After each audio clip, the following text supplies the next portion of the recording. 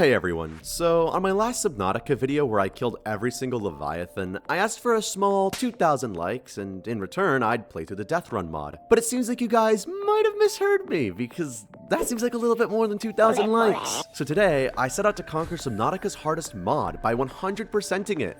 That's right, you all thought I was just gonna casually play through the Deathrun mod, but as God's greatest gamer, that'd be too easy. So what exactly do I mean by 100%ing the game? Well, I have to complete the game, explore every wreck, collect and hatch every creature egg, find and hatch every cuttlefish egg, visit every life pod, collect all data entries and craftable blueprint thingies, and scan everything. And I mean everything.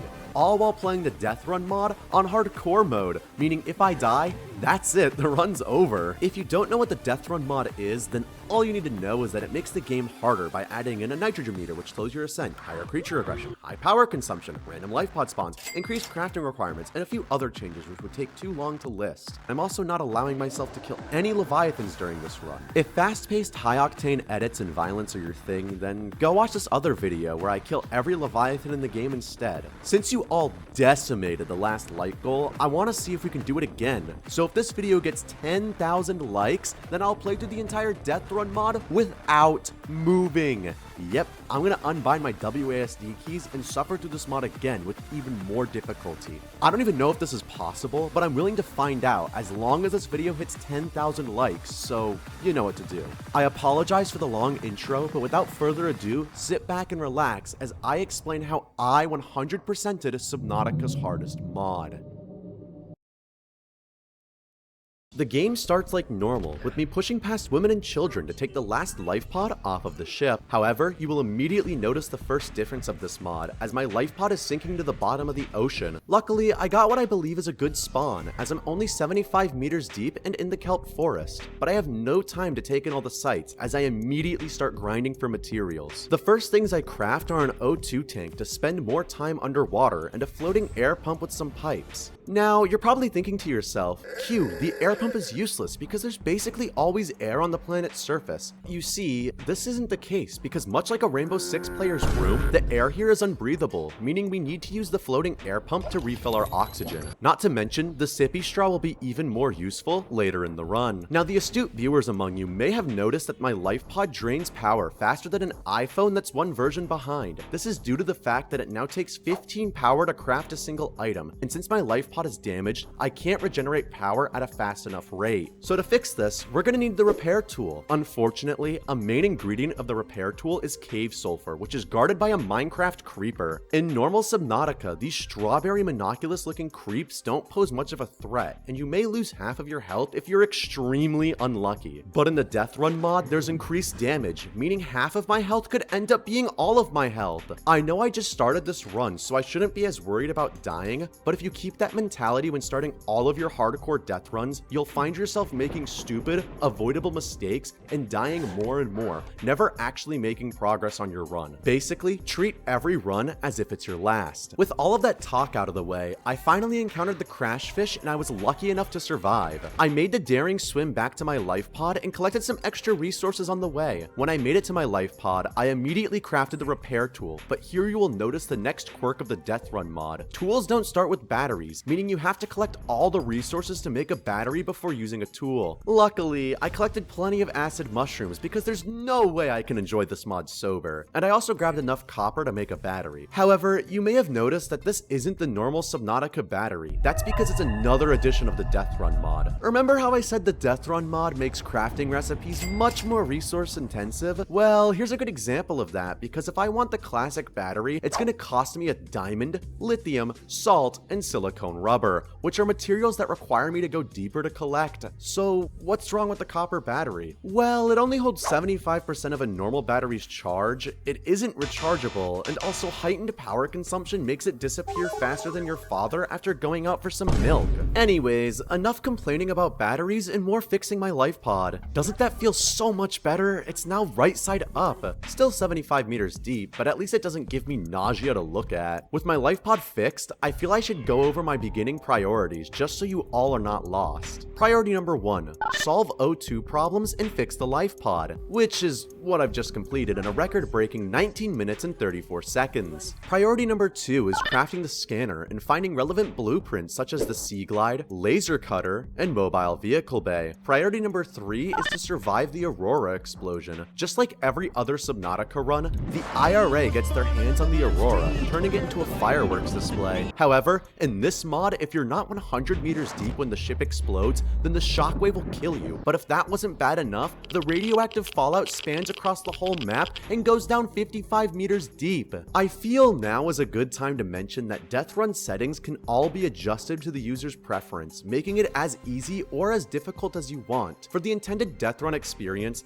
I played with all of these settings at their default setting, except for one which I will explain later in the video when it's important. Now, back to the priorities list. Priority number 4, build the Seamoth. Basically enough said. And priority number 5, explore the Aurora and repair it to stop the spread of radiation. All of these things need to be completed before I can even start thinking about the larger or more macro goals of this run, so let's not waste any more time and start scanning. I scanned my first Sea Glide fragment and was jump scared by the fact that I now needed 4 fragments instead of the regular 2. I also scanned a trash can, which might not seem important, but since I need all the furniture scans to 100% the game, I might as well get this done now. You're probably wondering then why I haven't scanned any of the wildlife around the planet, since I'll need to scan those for 100% completion too. Well, I don't exactly have the battery life or the materials required to craft more batteries, meaning I should prioritize things which matter. I can find a lot of this wildlife everywhere in the respective biomes, but I don't want to scrounge around random wrecks I've already explored to find furniture items again, so if I see one, I'll be scanning it. Also, I know how much you guys love my montages, so I decided to save scanning for later so it can be made into a few awesome montages. With that, I found my first mobile vehicle bay fragment and nearly crashed out when I noticed I needed 10 fragments? What am I getting myself into? I also managed to get my third Sea Glide fragment, but this limited oxygen and constant slow resurfacing to set up the pipe was becoming annoying, so I decided to build a second oxygen tank. While I was out, I found the final Sea Glide fragment, as well as my first laser cutter fragment of 6. And I also found all of the beacon fragments, which has gotta be one of the most useful tools in this run for reasons you'll find out later. I then also found 2 more mobile vehicle bay fragments. With all the resources I collected, I was able to craft the Sea Glide and some additional batteries for it. However, I won't be fully utilizing it just yet, because it dies faster than a smoking pregnancy. With all the progression I've made so far, I feel it's a good time to get out of this dinky little escape pod and build my own base. The only problem is the builder tool requires a resource called magnetite, which is commonly found in the jelly shroom caves. I figured it wouldn't be too hard to get, so I set off for life pod 17, which spawns next to a said cave entrance. I set up the sippy straw for oxygen and made sure to collect the data entry from the life pod, making it the first life pod visit of the run. I also found the first Seamoth fragment here and only needed 11 more? I don't see more than 6 of these in a normal run. How on earth am I gonna find 11? Well, I guess it's a problem for future me to solve. After refreshing my oxygen, I took a deep breath and started my descent into the jelly shroom caves to search for magnetite. However, my journey down here was cut short as I encountered yet another quirk of the Deathrun mod, personal crush depth. So in this stupid thing called real life, when you go down deep in the water, the pressure becomes greater, and if you're not protected from such pressure, you'll end up on Live Leak. This mechanic actually exists in the base game for your vehicles, but not for the player. So how do I progress further if I can't go below 200 meters? Simple, I just need the radiation suit. How do I get the radiation suit, you ask? Well, I need the Aurora to explode, which is much sooner than you'd think. Since I'm not speedrunning my obituary, I began preparing for the Aurora explosion. I found a small cave entrance in the grassy plateaus which went down well beyond 100 meters. I placed my little sippy straw right the way down and marked it with a beacon while I went off and explored. While I waited for the timer to tick down, I visited life pod 6, making it the second required life pod visit of the run. I found the second laser cutter fragment, as well as 2 more Seamoth fragments. I even managed to complete the mobile vehicle base scans, which felt so good to have completed. On my way to the safety spot, I managed to find yet another Seamoth fragment before taking another hit of oxygen and dipping down below 100 meters. I hope everyone else is okay. Surviving the Aurora explosion and having all my essential tools scanned checks 2 more boxes off of my priorities list. I quickly made my way back to the life pod and crafted up a radiation suit, which I purposefully collected all the resources for beforehand. Remember earlier when I said I kept all the Deathrun settings default except for one? Well, normally this mod will bring up the Chernobyl filter whenever you're in radiation, even if you're immune. This is supposed to make the game harder because of the limited visibility or something, but for the sake of this video actually being watchable, I decided to turn the incredible gassy effects off so you could all enjoy watching this video. And since I'm talking about Deathrun settings, I feel like now is a good time to talk about the heightened creature aggression. You see, I was going into this mod with the expectation that I'd be like a toddler, and these guys would all be pitbulls named Princess. But I quickly discovered that they're actually much more chill than most YouTubers who play this mod will let on. Yeah, they'll lock onto you and be a bit of a nuisance, and at times you'll get 2 or 3 guys chasing you. But as long as you attended kindergarten and know to stay out of others' personal space, they're not that bad. As for why those videos show leviathans chasing players through multiple biomes, I believe it's due to the fact that these YouTubers crank the creature aggression to max, allowing for the creatures to detect you through terrain. So the big, evil, scary leviathan will always pop out at them from half a kilometer away. However, I haven't actually met a leviathan yet, so maybe I'll be extremely humbled. With that boring yapping out of the way, I finally was all set for my expedition into the Jelly Shroom Caves. My pipe was waiting for me just past the entrance, and it was time to find magnetite. Not only did I collect plenty of magnetite while I was down here, but I also broke a decent amount of shale outcrops, netting me a handful of diamonds and lithium. A lot of other people who play this mod tend to visit the mountain island to grind for shale outcrops, but I honestly find the Jelly Shroom Caves and Mushroom Forest to be a much better spot for grinding these materials, as they're much larger and contain more goodies. Also, now's a good time to mention that in between recording sessions, my game absolutely broke and wouldn't even boot up past launch. I consulted the Oracle trying to find a fix for this, but to no avail, so I did the video game version of turning it off and back on again. I uninstalled the mod, integrity checked my files, and then reinstalled the mod, and everything seemed to be working again. However, for some strange and unexplainable reason, I had oxygen alerts. Why is this a weird thing, you ask? Because one of the only other changes to hardcore mode other than permadeath is no O2 alerts. Despite having O2 alerts, I swear this is still hardcore mode and no chicanery is afoot. At least, I still think it's hardcore mode. I wouldn't know, because I didn't die. I was able to craft the habitat builder and set up a little X compartment with a few lockers and a fabricator not too far from Life Pod 17 and a blood kelp trench. In time, I will call this place home, but for right now, I decided to head over to the Aurora Mushroom Forest and scan some Cyclops fragments and a few Moonpool fragments. I also managed to finish off the Seamoth fragments and find the bioreactor fragments. This Mushroom Forest seemed to have dried up its Moonpool and Cyclops fragments, so I knew I needed to head over to the large Mushroom Forest to find the remaining fragments. I decided to set up a dedicated, comically large sippy straw right the way down to the ocean floor of this biome, which won't be removed for future resource gathering. Now you're probably wondering why I would do this. I'm getting close to having the Seamoth, so getting oxygen in the depths won't be much of an issue. Well, I'll explain my reason for keeping this pipe here later, since I've just found the last Moonpool and Cyclops Bridge fragments. With these fragments scanned, I can head over to the floating island, scan up some base parts, and begin the resource collecting montage for my Seamoth, Moonpool, and base.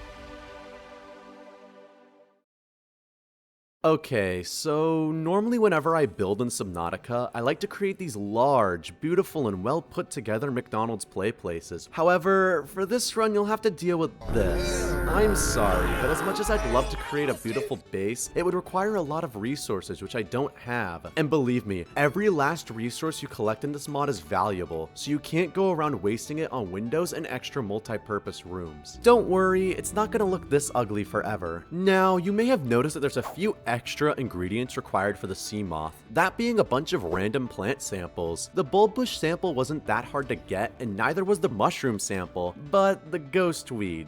That's gonna be a toughie as it sits below 300 meters deep into the Blood Kelp Trench. But before I prepared for my journey down to the Marinara Trench, I figured I'd explore the first of many required wrecks of this run, and to no one's surprise, it's this big wreck right next to my base. I managed to slice my way inside and found all the battery charger and modification station fragments, which would become very handy for the future of this run. Okay, since I've pushed it off long enough, let's dive down the Blood Kelp Trench and collect my ghostweed sample. I built a long goofy pipe down about 190 meters deep. I picked up some uranite and some shrooms because how else do you think I edit these videos? But there was no sign of ghostweed nearby, and I clearly didn't have enough oxygen to find it. So I decided to craft a rebreather, which will give me more time underwater as well as more pipes, bringing my sippy straw down to 223 meters deep. From there, I took the perilous dive down and eventually came across the ghostweed. I slashed it with my knife and returned safely to my pipe. Just like the other pipes, I'm leaving this here for future resource gathering. After all of that, I finally had all the resources to craft up the mobile vehicle bay and then the Seamoth.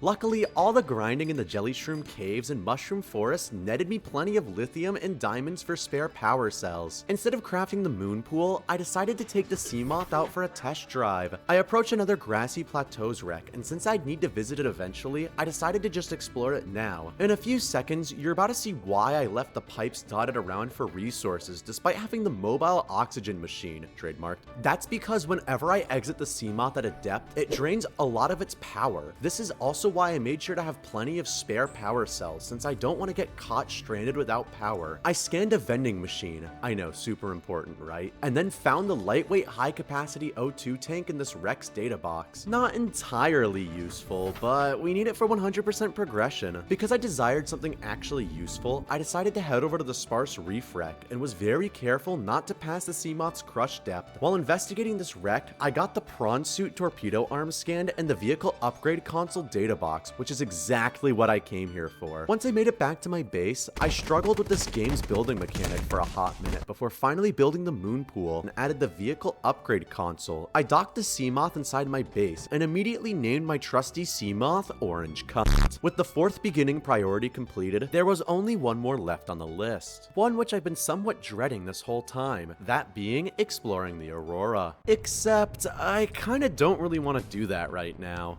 Not because I'm scared, but because I wanted to have a bunch of blueprints as well as clearing out a very important part of 100%ing this game. That being, exploring every single wreck. Not only will I be furthering the goal of visiting all wrecks, but I'll also be furthering the goal of collecting all blueprints and furniture scannables too, since many of them can be found in these wrecks. I hopped into my trusty upgraded Seamoth and headed off to the Sparse Reef to finish exploring that wreck. I scanned a few thermal reactor fragments and also got the reinforced dive suit blueprints, which will be very important for reasons that I'll get into later. I also found the first power cell charger fragment, which I needed for when I have a Cyclops, and also found the Cyclops fire suppression systems data box. If that wasn't enough goodies from this wreck, then how about this time capsule sitting near it? You see, the time capsule is a very cool mechanic, which allows players to give their valuable loot to other players on their save. I continued my wreck exploration by going to the wreck in the Grand Reef, where I found the Cyclops depth module Mark 1, as well as the prawn suit grapple and drill arms, which are staples to any Subnautica playthrough, as well as the repulsion cannon blueprints, which might not be useful, but is still needed for 100%ing the game. While I was over here in the Grand Reef, I decided to check out the Sparse Reef for the Uncharted Life Pod 7. I collected my toy car and also scanned this, the unusual doll, before hopping into my Seamoth and hitching it all the way back to the other side of the map to the floating islands. I could finally explore the wreck and scan up all of these Cyclops engine fragments. Quick tip, stop looking for Cyclops engine fragments in the mountains and behind the Aurora. You're just making a fool of yourself since like 5 of them spawn right here in this relatively safe biome. Now it was time for me to actually enter the wreck, where I got Prawn Suit Propulsion Cannon Arm, Chick Pot, Composite Pot, the second Power Cell Charger Fragment, Command Chair, Swim Charge Fins Data Box, the Creature Decoy Data Box, and the first Prawn Suit Fragment of 7. God, that was a lot. But there's even more items coming in from the Mushroom Forest wreck, those being the Plant Shelf, Cyclops Thermal Reactor Data Box, 3 Power Cell Charger Fragments, a Light Stick Fragment, as well as an Office Chair and the final Propulsion Cannon Fragment. If you thought all of that was overwhelming and a lot of stuff to grab, then let's change our pace a little with this Grassy Plateaus wreck, which had absolutely nothing of value to me. But hey, at least it's another wreck I can cross off my list. I then made my way to the first Bulb Zone wreck, where I acquired the final Light Stick Fragment, Cyclops Sonar Data Box, and the first Stasis Rifle Fragment of the run. Although I kind of passed up on the wrecks which usually contain these, I was itching to have the Stasis Rifle. I know a lot of people consider it overpowered and basically cheating to use, but since this is Deathrun, anything goes, so long as it allows me to see another day. I approached the final wreck of this giant wreck scavenging session in the Sea Treader's Path, where I scanned all the nuclear reactor fragments, as well as this picture frame and another prawn suit fragment, leaving only 5 more needed. On top of that, I also got a lot of upgrade blueprints for the Cyclops, those including the Cyclops Decoy Tube Data Box, the Cyclops Docking Bay Repair Data Box, as well as the Cyclops Shield Generator Data Box. And today must be my lucky day, as I found another time capsule which contained a cured Reginald.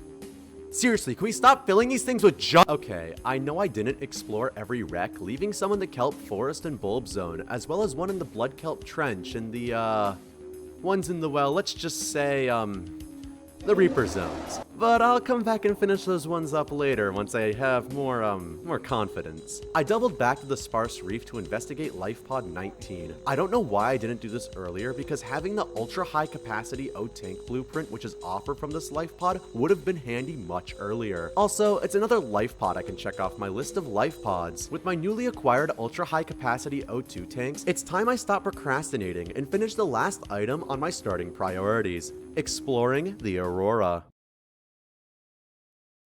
I hopped into my Seamoth and started on my daring journey towards the Aurora. If you don't know why I've been pushing this off for so long, then let me introduce you to this peppermint-coated snake, also known as the Reaper Leviathan. I'm certain if you've seen any Subnautica content, then you already know that this guy isn't friendly, but since I was playing on the Deathrun mod, I was worried that I'd be in for a bad time if he managed to catch me. I eventually found myself in the brown poo-poo water and cautiously stuck to the side of the ship. I slipped into the side of the ship and let off a sensor ping to see what was around me, and there it was. The Reaper had clearly seen me, but luckily the Aurora's frame blocked him from being able to catch me. I took a deep breath and parked my Seamoth right under the ship where the Reaper would be unlikely to catch it, and then I could start my run through the Aurora. Since the surface air wasn't breathable, I made a beeline for the first bit of water. Luckily, I made it with enough oxygen to spare. Honestly, the double ultra high capacity O2 tanks might have been a little overkill for this Aurora run. I've just made it to the Aurora's drive core and collected my free Cyclops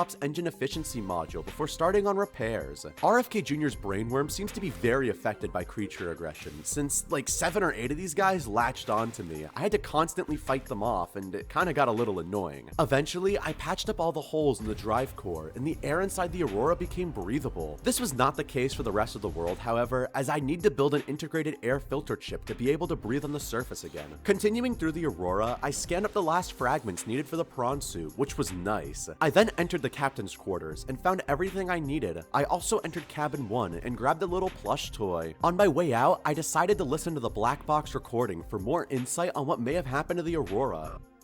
We're all gonna die! We're all gonna die!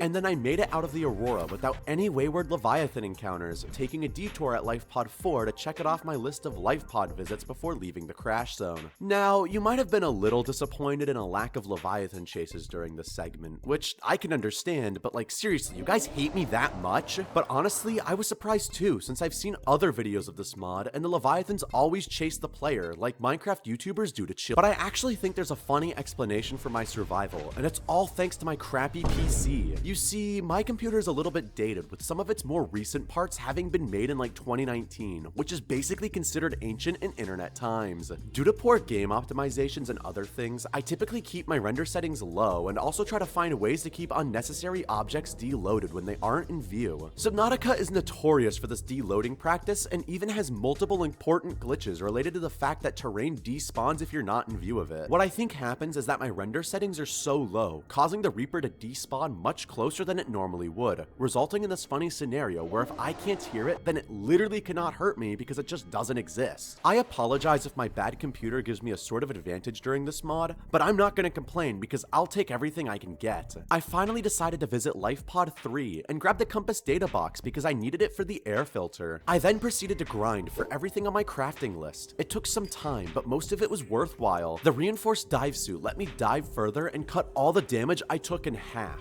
The air filter let me breathe on the surface, which felt so good and was so refreshing, especially after all of this time. And the swim charge fins. Remember how I said most of it was worthwhile? I never really used the swim charge fins in regular Subnautica because batteries weren't that hard to craft and it didn't take up too much power to use them. But in this mod, I figured it'd be beneficial to have these fins passively charging whatever item I was holding. Little did I know, it charged at a literal snail's pace and basically never saw use, meaning I wasted valuable time crafting electrified plastic. Hope the sea turtles find it yummy. Seeing as I had just unlocked the prawn suit and also have been sitting on the Cyclops recipe for quite some time now, I figured the next step in progression would be acquiring those vehicles to explore the deeper depth of this game. Not only will I need the materials to make the actual vehicles, but I will need all the resources to make the necessary vehicle upgrades and modifications, as well as the many power cells required to power the vehicles. So I hope you're all ready for the second totally epic resource gathering montage, which starts right now.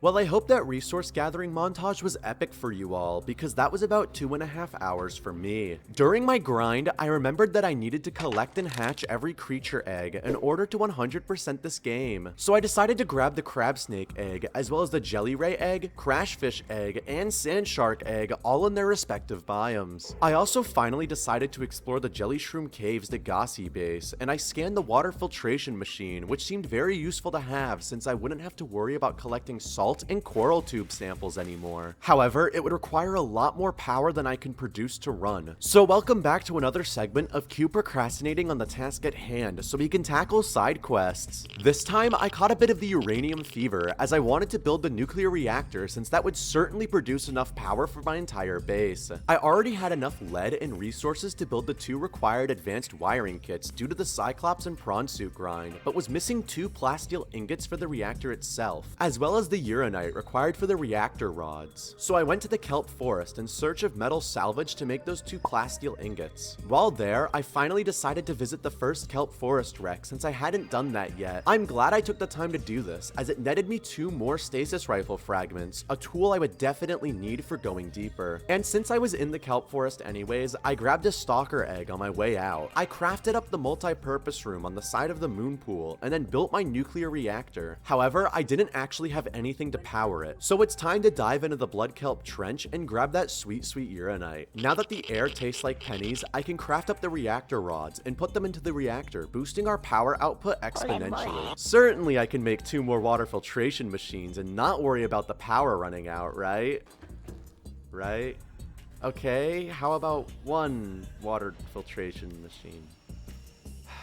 Never mind. Defeated, I removed my last water filtration machine and accepted that I'd have to live through my Sisyphus grind of collecting salt and coral tube samples for the rest of my run. But the nuclear reactor I just made wasn't a total waste of time, since it'll be very useful for recharging the power cells my Cyclops and Prawn suit chewed through during this run. Which, speaking of which, I should probably get to crafting, shouldn't I? Well, I would, but the astute viewers among you may have noticed that I'm missing a certain set of materials which are required for crafting both vehicles. Those being nickel and crystalline sulfur. So what's the problem, Q? Just go collect the remaining resources and craft the vehicles. Which sounds like a very easy plan, if it wasn't for the fact that nickel and crystalline sulfur reside 600 meters under the ocean's surface in the Lost River. And if you recall, my Seamoth can only go down 300 meters thanks to the depth module I picked up in the Aurora. So I'm gonna need to go all the way down there, collect at least 6 nickel and 3 crystalline sulfur, and then come all the way back up to my Seamoth. And if I die while attempting the stunt, then the 10 hours of progress I've just made is completely gone, and I'll have to start over from the very beginning of the game. Yeah, I don't want to do all that, so I need to develop a plan before taking the Great Dive.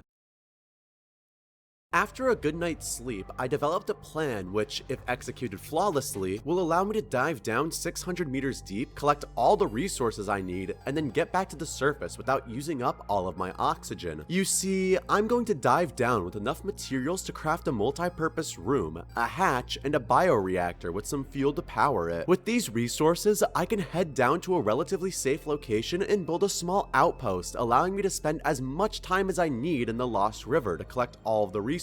Then, when I'm satisfied with my grocery shopping, I can stock up on oxygen and return to my Seamoth. Despite having this plan, I'm still very nervous about performing it because one misstep could kill me and completely ruin this run. Not to mention, I'll completely be at the mercy of any creatures which may or may not reveal themselves on my trip down there. But I need the prawn suit and Cyclops to progress, meaning I can't stall for any longer. I parked just above my Seamoth's crush depth, and then I hopped out and started my descent into the Lost River. As I watched my depth number get larger and larger, I soon passed my point of no return, meaning I had to fully commit to my plan now, and any attempt to get back to my Seamoth from here would only end in disaster. Luckily, no hostile creatures decided to show themselves on my way down to the Lost River, allowing me to slip in undetected. I eventually came across a nice location for my little base, so I built up my multi-purpose room and hatch, and then placed my bioreactor inside so the base would start to produce oxygen. Now, you're probably thinking, why did you worry so much about that, Q? That didn't seem so bad. But you're forgetting this was only 1/3 of my plan. I still had to collect the required resources and then make my way back up, which I was dreading. You see, getting down here was the easy part. It's getting back up that was going to be the challenge, since I couldn't just shoot right up to the surface due to nitrogen accumulation. For those of you who may have forgotten, surfacing too quickly in this mod will result in nitrogen accumulation in my bloodstream. If too much nitrogen accumulates too quickly, I'll experience what's known as the bends and fucking die. Now that I'm down here, I can start on collecting my materials. I found my first piece of crystalline sulfur sitting beneath the Lost River brine. Obviously, this gamer gunk hurts me, meaning I can only spend a short amount of time in it before I can only be contacted through a Ouija board and a EGGSpedition video. Shout out to anyone old enough who remembers this reference. I made sure to bring some medkits because of this brine, but it definitely still deals quite a lot of damage, meaning I'll need to plan and be careful each time I enter it. Luckily, I found 2 pieces of nickel sitting on some of the cliff walls. You may have noticed that I'm avoiding those giant bones over there. This is because a bioluminescent worm on a string known as the Ghost Leviathan likes to chill over there. Luckily, he's probably deloaded because of my computer's limited rendering abilities discussed earlier, but I really don't want to find out that he isn't the hard way. So I decided to stay as far away from there as possible. I found some more back-to-back nickel, bringing my total count to 4. Since I didn't have any more healing supplies and I wanted to avoid unnecessary risks, I decided to cut this expedition short and return to the surface. Having to slowly ascend 350 meters on what is essentially a 3-minute timer in the dark is a sense of fear and anxiety I wouldn't even wish upon my worst enemy. My strategy for keeping my nitrogen level steady was to swim back and forth while keeping my head at a slight upward angle. This allowed me to slowly move up a few meters with each passing swim, and also kept me on the move from the warpers, which like to patrol in the trench. Luckily, the warpers didn't bother me much on this flawless ascent and made it to my Seamoth without too much trouble. But trust me, this nearly flawless ascent would not be seen again. I returned to my base and deposited the goodies I'd collected. I refilled my food and water and also grabbed medkits before returning to the Blood Kelp Trench for my second dive. However, my goldfish attention span was interrupted by this wreck I came across in the Blood Kelp zone. Since I needed to investigate every wreck, I felt like there was no good time like the present to explore this one. Going inside led me to finding absolutely nothing useful, but it wasn't totally useless because that checks another wreck off of my list. With that detour out of the way, I could actually make my second descent into the Lost River. Once again, I didn't have much trouble getting back to my Lost River base. I basically found my 5th piece of nickel immediately, meaning I'd only need one more. After some additional searching, I managed to find another piece of crystalline sulfur in the brine before coming across the last piece of nickel needed. Although my nickel was complete, I was worried about the crystalline sulfur as I had basically scanned all the nearby brine lakes and hadn't seen any more. This means I'll have to check by the gargantuan fossil, and I was worried the ghosty might notice me. Luckily, I immediately saw pieces of crystalline sulfur as I approached the brine and immediately dived down to collect it, escaping before the ghost leviathan even noticed I was there. Once again, I restocked my oxygen and set out for my great ascent towards my Seamoth. It started out well, and I used my same back and forth strategy as last time, but unlike last time, the warpers remembered that this was Deathrun and realized they needed to be out to get me. I kept swimming, dodging and weaving from the warpers as they attempted to teleport me closer and touch me. I had about 100 more meters to go and was literally dodging 3 warpers at the same time. I don't think you guys understand how difficult it is to keep track of 3 different enemies all throwing portals at you from different locations. Eventually, I was close enough to my Seamoth, allowing me to shoot right up and get back into it before being affected by the bends. After all of that, I finally had the resources necessary to craft the prawn suit as well as its grapple and drill arms. I named the little guy Gary and painted him gray with a hint of orange. I then resurfaced and constructed the behemoth that was the Cyclops. I immediately hopped inside and named it the Ford Bronco before painting it an appropriate color. Just like that, I had the best vehicles in this game and could safely explore the depths and other locations throughout the game. But before I can do any of that, I have to decorate the inside of my Cyclops. While I take the time to decorate my Cyclops' interior, I wanted to remind you that you are an amazing person who has the strength to do well and persevere in this crazy world. Although at times it can feel like the weight of the world is crushing you down, remember it's not always going to be this way, and no feeling is ever final. Life has many ups and downs, and you'll certainly make it through whatever pain has been inflicted upon you. It'll never happen immediately, but if you give time to yourself now and take the steps towards healing, you'll slowly recover more and more every single day. Also remember that the pain of rejection is only temporary, but the satisfaction of accomplishment is one which will stick with you forever. So keep on going and keep on trying, as tomorrow is another chance for your greatness to shine. And I promise you that once everything is said and done, you'll be happy that you stuck around and didn't give up. I know you probably weren't expecting to hear this from some random Subnautica video, but know that you are not a burden to anyone, and you are more important than you give yourself credit for. Right now, you could be some total stranger who is halfway across the earth choosing to watch this video because you thought what I had to say was interesting or entertaining. I'm really glad you decided to give me a chance which millions of others weren't willing to take, and made it this far into the video. I thank you so very much, and I believe in you and your future endeavors.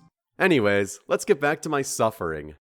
So, you might be noticing some differences between my current Cyclops decorations and what appeared in the B-roll footage. This is because my game crashed shortly after I finished and put me back before I even crafted the prawn suit and Cyclops. I basically just decided to redo all of it but forgot to press record, so if something looks off, that's why. Now that I have the prawn suit and Cyclops, it's time to start diving deeper, right? Well, not exactly. My Cyclops can only go 500 meters deep, and although I can take the prawn suit down and grab some more nickel to upgrade it, I just kinda don't feel like doing it, and I want to occupy myself with something other than story progression in the meantime. If you recall, I need to 100% the game, which requires me to explore every wreck, visit every life pod, find and hatch every creature egg, and scan everything. I could finish up wreck exploration, but I don't exactly want to meet any more leviathans right now, and scanning everything sounds boring, so I guess it's time for the great EGGSpedition.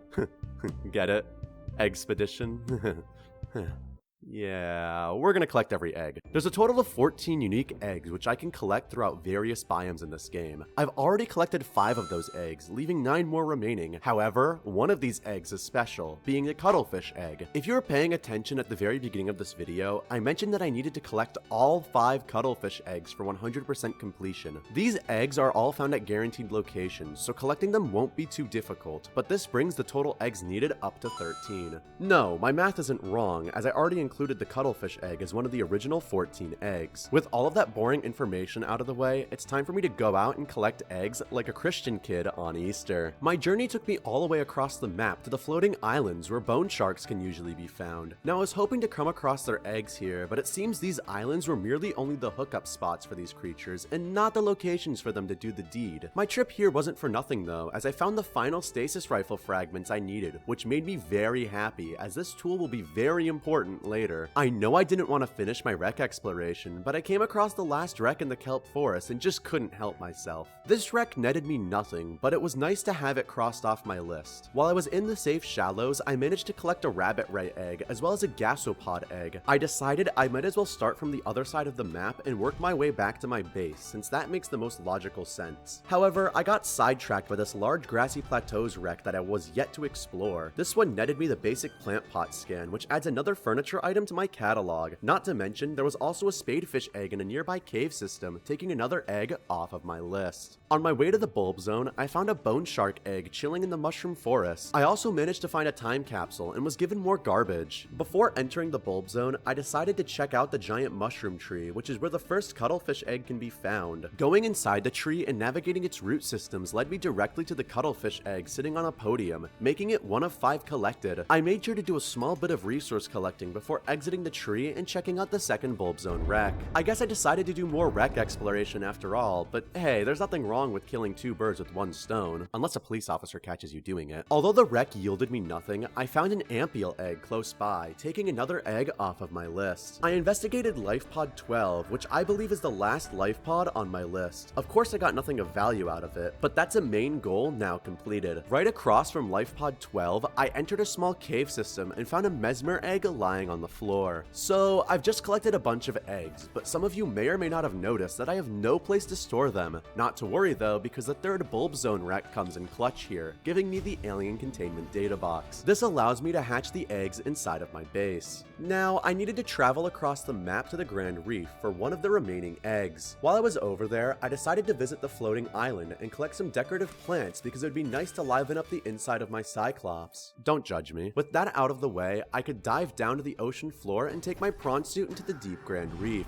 I made my way towards the final Degassi base and had to fight off crab squids while I was exploring it. I usually never have any problems with these creatures because they kinda just vibe around, but I guess Deathrun's heightened creature aggression turned them into the Amish since they tried to destroy any electricity they could find. When I was inside the Degassi base, I grabbed an orange tablet which will have a very important use in the not so distant future. But more importantly, I found the second cuttlefish egg. While exiting the Degassi base, I found a crab squid egg lying on the floor, nearly completing my egg collection. I descended into the Lost River for one reason only, and that was to find an alien sanctuary. Remember how I picked up an orange tablet and said it would be useful later? Well, now it's later, and just past this evil alien skeleton is an alien sanctuary. By placing my orange tablet into this control panel, it'll lower the force field, granting me entry into the sanctuary. I collected a Minecraft slime block and collected the third cuttlefish egg of the run. I made my way back to my Cyclops, keeping my eyes peeled for any ghosties who may want to say hi. Luckily, none did, and I made it back to my Cyclops in one piece. I then headed over to the large mushroom forest for the fourth cuttlefish egg, once again inside of a giant mushroom tree. I entered the tree and was basically immediately introduced to the egg, concluding my great EGGSpedition. Now, you may have noticed that I only collected 4 out of 5 cuttlefish eggs throughout my adventure, and your eyes don't deceive you, because I did. You see, the last cuttlefish egg spawn is, well,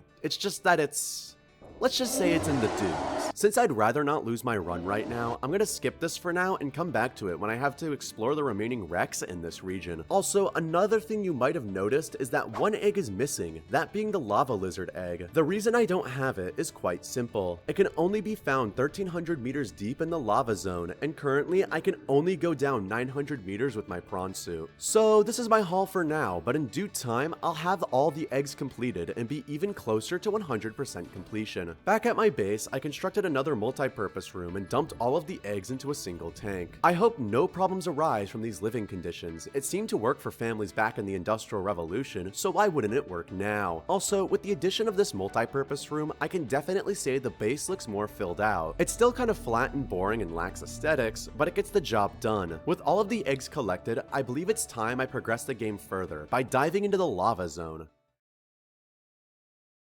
Now, much like my Lost River dive from earlier, getting down to the lava castle wasn't going to be easy. Both the prawn suit and Cyclops requires kyanite to be able to dive into the lava zone, but the only way to get kyanite is in the lava zone. Sound familiar? That's because it's exactly like the nickel run from earlier. I needed a material to go deeper, but the only way to get that material is by going deeper. The cycle never ends. So it looks like I'm going to be taking another trip into the Lost River. While I was making my descent, my first batch of kids were born, and just like anyone would in my situation, I'm going to neglect them. Before heading into the Lost River, I decided to build the stasis rifle. I hadn't realized this yet, but this would end up being one of the most important decisions I ever made during this run, for reasons you'll find out later. Now is also a good time to mention why I made the Cyclops. You see, a lot of people find the Cyclops to be useless, both in the base game and in this mod. The reason these absolute 5 heads think this way is because they find the vehicle too expensive, too big to maneuver through the game's tight caves, and easily detectable by the many leviathans swimming in these waters. With the heightened creature aggression and increased damage of the Deathrun mod, the chances of being noticed by a leviathan are much greater, and your chances of surviving the attack and escaping are certainly much lower, leaving many Deathrun players to only ever craft this thing at the end of the game so they can make the Cyclops shield generator for the Neptune escape rocket. However, only a few of us big-brained gigachads actually understand the importance and utility offered by the Cyclops. Yes, it can easily be detected, but if you use your controls just right, you can basically slip past any creature in the game. Not to mention, if they do detect you, there's an accidental feature built into this game which saves you. Take some notes as I teach you these dark arts. Since it would be unfair for your stationary Cyclops to take damage while you're away, it physically cannot receive damage while it's powered off. Furthermore, creatures will ignore you and your Cyclops if you're inside it. Now, if they're already charging you, they'll continue through with their plan, kind of just pushing you out of their zone and then f***ing off.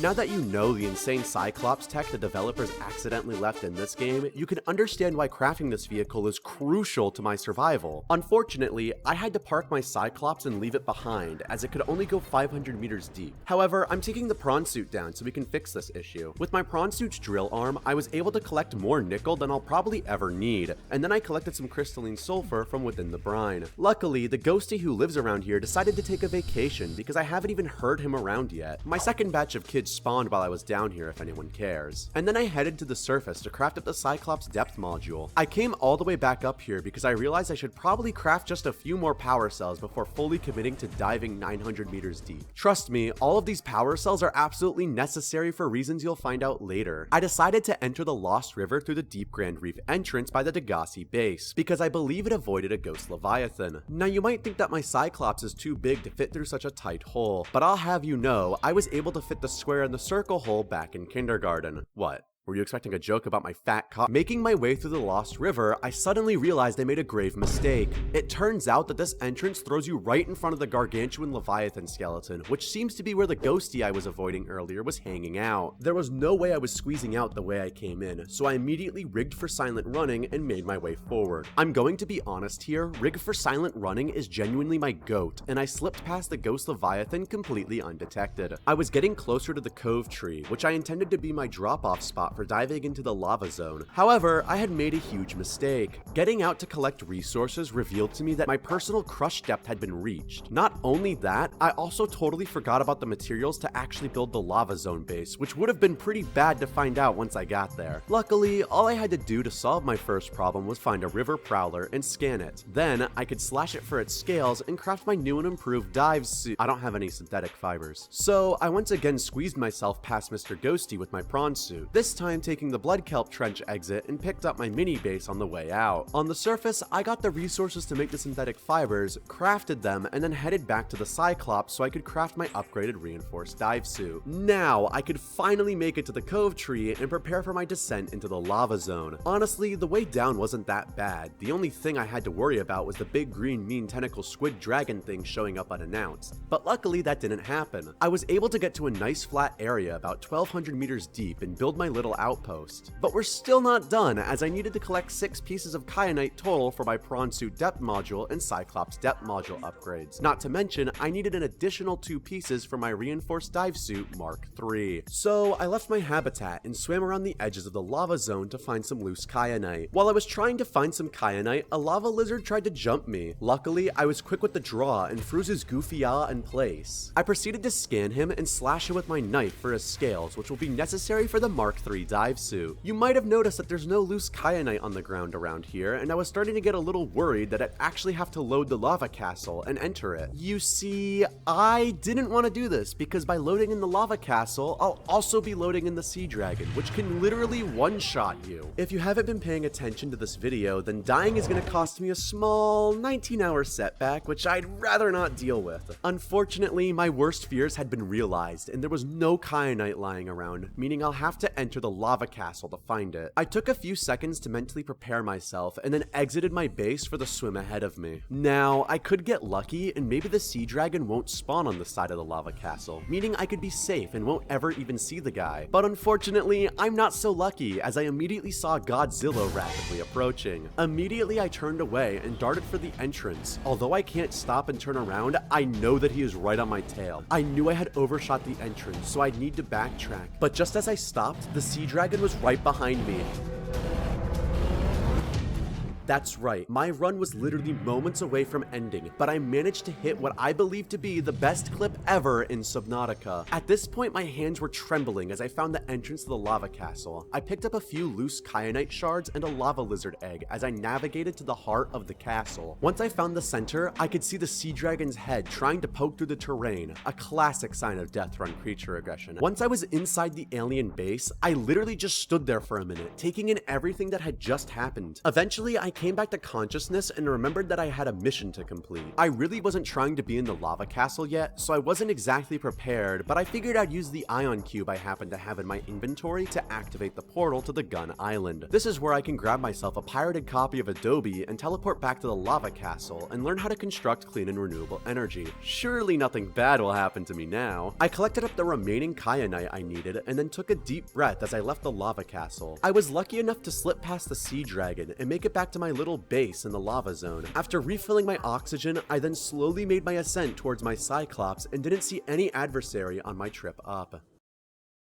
I traveled back up to my base and dropped off the lava lizard egg. After doing that, I crafted up the Mark III dive suit, thinking of what to do next. Now, I could continue the story, but I had some adrenaline pumping through my veins after that sea dragon encounter. Also, I had just finished collecting every unique creature egg, so why shouldn't I finish collecting the cuttlefish eggs too? If you're not able to put 2 and 2 together, we're going to the dunes. Not only will I be able to collect the last egg, but I'll also be able to collect all the wrecks in this region, and while we're at it, we might as well explore the other Reaper-filled biomes and visit those wrecks. After all, I just survived a sea dragon encounter, so I felt very confident in my ability to survive Reaper Leviathans. So without further ado, let's put on my big boy pants and travel to the dunes. I managed to slip into the dunes through a mushroom forest entrance that avoids any Reaper Leviathans. I know I just gave a speech about how I could take one on, but come on guys, I still really don't want to see one. Luckily, this dune's entrance is right next to the heat vents where the final cuttlefish egg lies, so I exited my Cyclops and quickly grabbed the last egg. All I needed to do now was hatch it, and that'll be another step towards 100%ing the game. I then took my prawn suit around the edge of the dunes since there really aren't any Reapers patrolling around there. I could then dip into the biome where I raided the first wreck in this region. I scanned the coffee vending machine as well as the nuclear waste disposal, which might be important since I have a nuclear reactor back at home. Once again, I walked through the mushroom forest to the other side of the dunes where I could break into the last wreck and find nothing of value. I made it back to my Cyclops without any Leviathan encounters, which was honestly quite surprising, and now it was time to tackle the wrecks in the mountain biome. But first, I dropped off my cuttlefish egg. I made it to the mountain biome, which is on the other side of the map. Unfortunately, my timing was kind of bad and it turned night. I wasn't tired enough to sleep yet, so I decided to just sit and wait for it to become daytime. Once it became daytime, I slowly made my way through the first wreck. I used silent running and keeping my distance to avoid the Reaper's unwanted attention. At the first wreck, I scanned the double quilted bed and found the water filtration suit data box. Traveling slowly with silent running on allowed me to slip past another Reaper and get to the final wreck of the run. The only problem was another Reaper which was clearly loaded in while I was exploring this wreck. I carefully made my way into the wreck, which contained nothing of value, but the Reaper had to have known I was in here because I could hear it right outside. After a little waiting, its roar sounded more distant, implying that it went somewhere else. I used this window of opportunity to make it back to my Cyclops. With that, every wreck has been explored and my cuttlefish and lava lizard have hatched, clearing up 3 more objectives needed for 100%ing the game. My final main objective other than completing the game was to scan everything.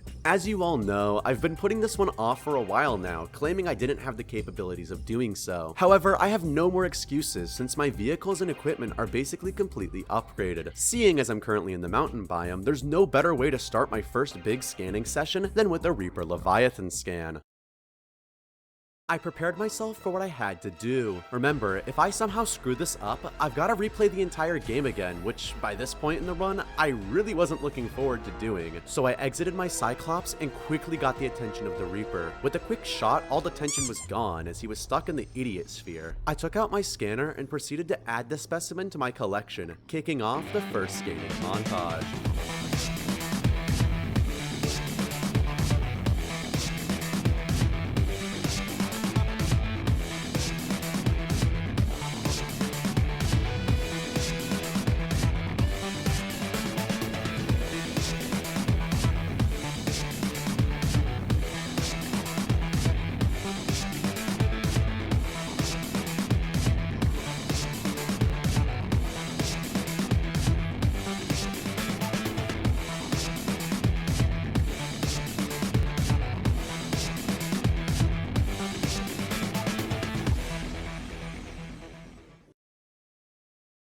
Okay, so I just did a lot of scanning, and while I could go deeper and complete all of my scanning, I kinda don't feel like doing that right now. So I decided I'm going to finish the story. Now some of you may have noticed that I skipped an entire alien base. Okay, 2 alien bases if you don't count my trip to the gun island. But I'm talking about the quarantine containment facility. You know, I just realized we're this far into the game and I haven't even mentioned the lore at all. If you've never played this game before, then why are you watching this video? But more importantly, you're probably confused, so let me explain the lore near the end of the video in a world record pace. Basically, our ship called the Aurora was shot down by the big alien gun on this planet, which was put here by an alien race thousands of years ago to keep this planet under quarantine from an infectious disease known as the Kara. To escape this planet, we need to deactivate the gun, which requires you not to be infected, but oh no, we're infected, so we now have to follow the research of these aliens, which conveniently happens to be deeper and deeper. We learn that they may have found a species which can produce an enzyme that cures the infection, but unfortunately, she's a real boss queen because she was gatekeeping the formula to hatch her egg, so they try and modify a closely related sea dragon's egg to genetically create the creature they want. Unfortunately, the whole plan went south when the sea dragon attacked the base, basically ending the project. We learned that the specimen which may be able to cure us is 700 meters deep in the primary containment facility, which is where we need to go. I hope that explanation was good enough for you all. Now that the lore is out of the way, I need to explore the destroyed facility. I took the Cyclops down to the Lost River alien base, and I decided to scan up the stuff in here because I felt like it. Also, I managed to get AIDS. Shouldn't have been trying to clap sea monkey cheek. I also realized I hadn't scanned the purple tablet, so I made sure to drop it and scan it. I also managed to scan these support beams because why not? After doing all of that, I finally entered the lava zone and used my prawn suit to mine some kyanite, allowing me to craft the prawn suit and Cyclops depth modules. This is where the many power cells came in handy because exiting my prawn suit at this depth drained nearly a third of its power, and docking into the Cyclops would basically drain 2 power cells of its battery trying to recharge it. So to make a long story short, these power cells were a massive help and I probably would have been stuck without them. As I traveled to the lava castle, you can see an example of how the game deloads creatures very early because the the Sea Dragon was right where I left him. I had a sort of run-in with the Sea Dragon, but he promptly left me alone after that. I entered the facility and made sure to scan and collect my copy of Adobe Photoshop, and also scan the alien drone before departing to the active lava zone in the primary containment facility. I was worried that I would have a close encounter with the Sea Dragon down here, as I normally do with every single Subnautica run I have ever done. However, he decided to just piss off behind a wall somewhere, taking a vacation in the back rooms. I for one cannot complain about this behavior, and it seems to be a common Deathrun glitch since more players reported it happening online. I entered the primary containment facility and hopped into the little pool. The Sea Emperor yapped about how the aliens tried to find the cure, but they failed, and that if I show I'm willing to help her, then she'll tell me how to hatch her eggs. I showed her that I was willing to help by inserting an ion cube into the slot, and then she gave me the recipe. And yeah, that's it. Just 5 seed samples. I always found it funny that this advanced race of aliens couldn't figure out how to create the hatching enzymes. Like, they literally have 4 teleporters up here which lead to the exact biomes where each sample can be found. Not to mention, there's literally a plant in her aquarium that's required for the recipe. It just baffles me that they made it this far and we're all like, oh, I don't know guys, it feels like it's right in front of my face, but it's just too hard. Like, am I missing something, or were these aliens just stupid? I mean, seriously, how hard? And then I inserted the hatching enzymes and watched the little baby Sea Emperor swim. I also made sure to scan little bro before he could figure out what the hell was going on. After that, I could touch the concentrated enzyme 42 and cure myself, allowing me to disable the gun at the island, officially completing the main story. Alright, so we visited every life pod, collected and hatched every egg including the 5 cuttlefish eggs, we've explored every wreck, and we just completed the main story. That leaves one more thing we need to do in order to 100% the game, and that is to finish scanning everything. I don't know about you, but I feel like I should start this session by going over to the Grand Reef and scanning the adult ghost Leviathan. After stopping off at my base to let my power cells charge, I re-entered my Cyclops for this last leg of the run. I headed over to the Grand Reef and searched for the ghostie. Eventually, I found the little guy and prepared for what most people would consider to be stupidity. When I exited my Cyclops, I had to swim a little bit because he went somewhat far, but he started turning around to get me. Fortunately, I hit a clean shot, allowing myself to scan the beast. I made sure to get back to my Cyclops before he unfroze, and now I can start the last scanning session of my run.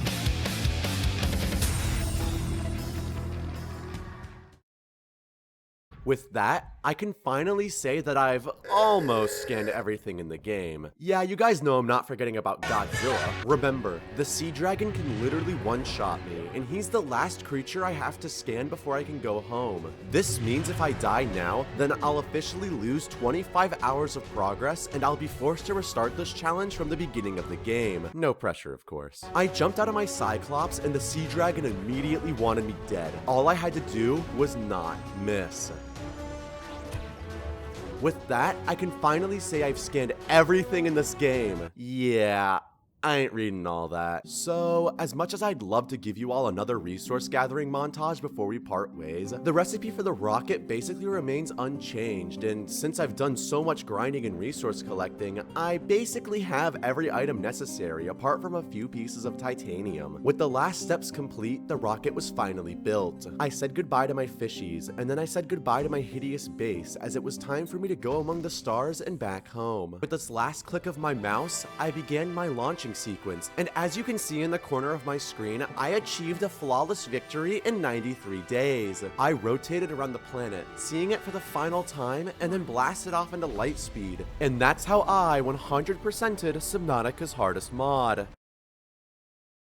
If you only cared about watching me beat the game, then congratulations, you're done with the video. Please like and subscribe, as well as check out my Discord on your way out, and be sure to check out the gift shop. I hope you enjoy the rest of your stay at Cuseneyland. If I missed anything that would have been needed for 100% completion, then I'm certain you'll politely tell me in the comments, and not in some ignorant manner that makes you seem better than everyone else around you. But if you care to hear my thoughts and opinions, then stick around for this next part, because since this is kind of a new series on my channel, I want to add a distinguishing segment where I talk about my experience with the mod and whatnot. So I'm going to start off with saying that I loved this mod. Yes, it was stressful as hell, and I probably lost a few years off of my life by playing it, but it was so much fun. I've always enjoyed Subnautica, and I love the concept, but one issue I've always had with it is it's not exactly hard. And that's by no means a bad thing. The base game does everything it needs to, and is honestly the perfect experience for any casual gaming fan. Like seriously, if you haven't played the base game Subnautica,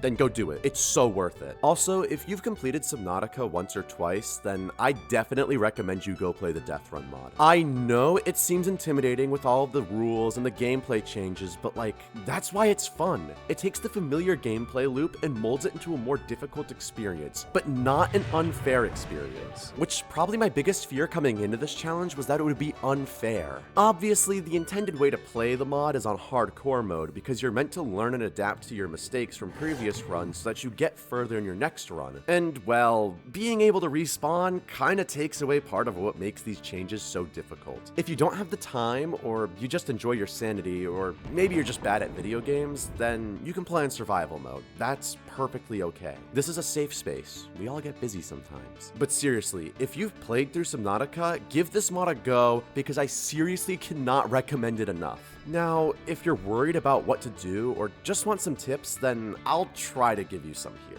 Now, I'm not trying to crown myself one of the best Subnautica players ever or anything, but seeing as I kind of beat the mod on my first try, I think I kind of have an idea of what I did. And trust me, I play this game differently than other people, so maybe you should take a listen to what I have to say. My biggest tip when playing through this mod has to be never leave a tool behind and always keep plenty of batteries. Almost 2/3 of my inventory was basically rendered unusable by mid-game because I was carrying 2 O2 tanks, my Sea Glide, and all of my other tools and additional medkits and batteries. I know it's tempting to leave a lot of additional inventory spaces for all of the goodies you might find, but don't. It's not worth it at all. Even though the surface air was breathable, I found myself in situations where I was too deep to resurface and I didn't have enough time to get back to whatever vehicle or air pipe might have been nearby. But since I had the spare oxygen tank in my inventory, it saved me. If I left that spare tank behind for the extra 9 inventory slots to stuff resources in, I'd be dead. And believe me, living is more important than 9 random items you're probably just gonna shove into a locker and never use. Also, keeping plenty of batteries ensures you don't ever get stuck anywhere. My rule is always bring more than what you need.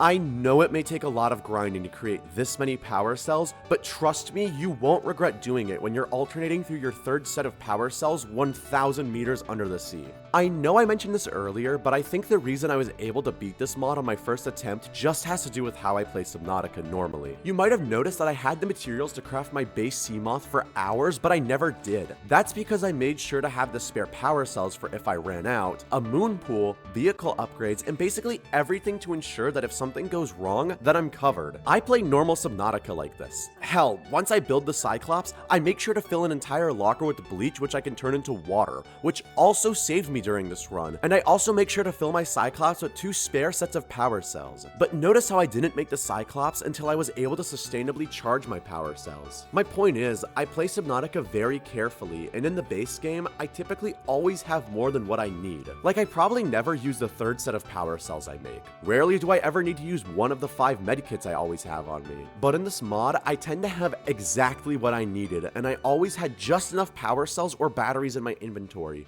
So be sure to pack extra, even at the expense of more inventory space. My second biggest tip has to be don't panic. Like, I know it's harder than it sounds, but trust me, I mostly survived this challenge because I always kept a level head even when everything seemed stacked against me. This tip is more applicable to the real world and your critical thinking skills, as well as group leadership, which are very important in life when you're going for jobs or basically anything that involves efficiency and resource management. But who cares about all that when you can apply it to video games? Seriously, you will find yourself in situations during this mod where you just realize how cooked you are. But if you take a deep breath and notice your surroundings, you'll be able to survive this otherwise unsurvivable situation.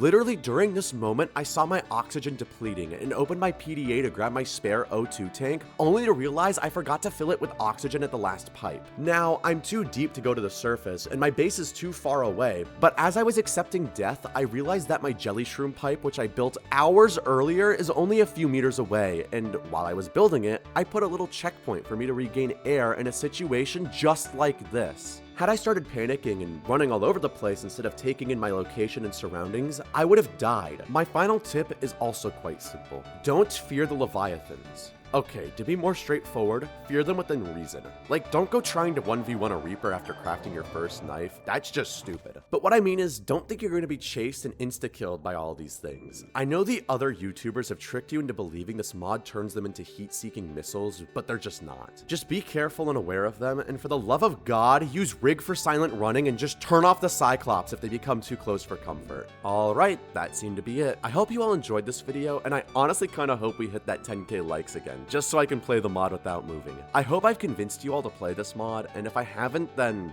oh well. At least you're at the end of the video. And if you're a Q hater and believe that this was stupid because other challenge runners have played this mod and I'm not special or insightful, then yeah, I agree. I shouldn't have played this mod, and you really should have watched someone else who's more entertaining. So yeah, bye.